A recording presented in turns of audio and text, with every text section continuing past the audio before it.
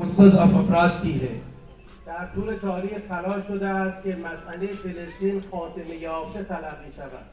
تلاش کردند مسئله فلسطین را و اشغال قدس سرزمین فلسطین را مسئله تمام شده تلقی کنند، اما امام خمینی با اعلام روز قدس به عنوان روز همدردی و همراهی با مردم فلسطین این فکر و این ایده را مهر باطل زد و اجازه نداد که مسئله فلسطین به یک مسئله فراموش شده در تاریخ تبدیل شود.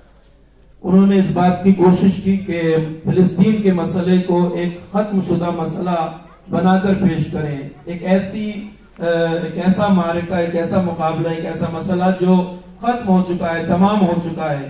उन्होंने इस बात की कोशिश की कि लोगों को ये बताएं कि अब फिलिस्तीन का मसले में कुछ बाकी नहीं है, सब कुछ तमाम हो चुका है।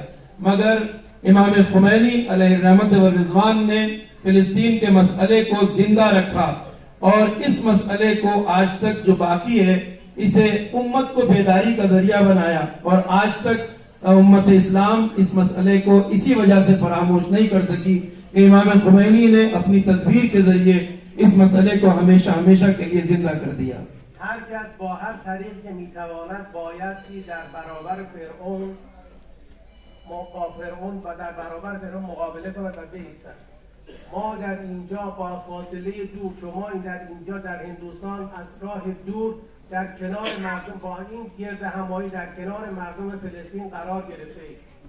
जिसके भी इख्तियार में हो, जिस तरह भी पन पड़े, हमें फिरौनियत का मुकाबला करना चाहिए। हर शख्स की जिम्मेदारी है कि वो फिरौन और फिरौनियत का मुकाबला करे।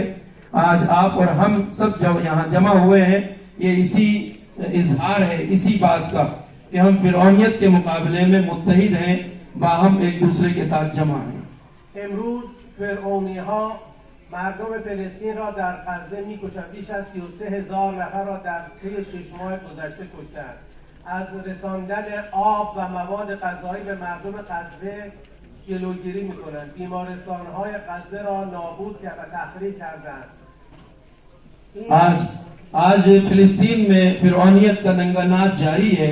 उन्होंने अब तक तकरीबन 33,000 से ज्यादा मजलूम और बेगुनाहों का कत्लेआम किया है। फिलिस्तीन में खाने पीने की अशिया को नहीं पहुंचने दिया जा रहा है और आप देख रहे हैं कि हॉस्पिटलों को तबाह किया जा रहा है, हॉस्पिटलों के ऊपर बमबारी की जा रही है, जख्मियों को और बीमारों को कत्ल किया जा रहा है। رژیم صهیونیستی نشان داده است که به هیچ قاعده اخلاقی، انسانی و حقوقی پایبند نیست.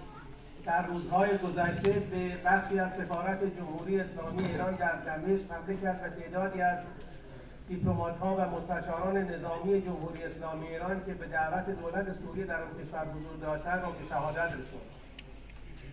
इसराइली हुकूमत ने हमेशा इस बात को दुनिया के सामने पेश किया है कि वो दुनिया के किसी भी इंसानी और अखलाकी उसूल के पाबंद नहीं है।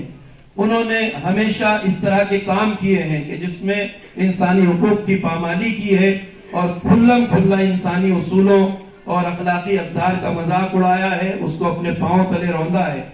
अभी चंद दिन पहले उन्होंने सीरिया के अंदर मुल्क शाम में ईरानी सिफारत खाने पे हमला किया है और वहां मिसाइल अटैक किया है, जिसमें बहुत से अफराद तकरीबन 7 कमांडर शहीद हुए हैं जो कानूनी तौर पर सीरियन गवर्नमेंट की दावत पर वहां अपनी खिदमत अंजाम दे रहे थे।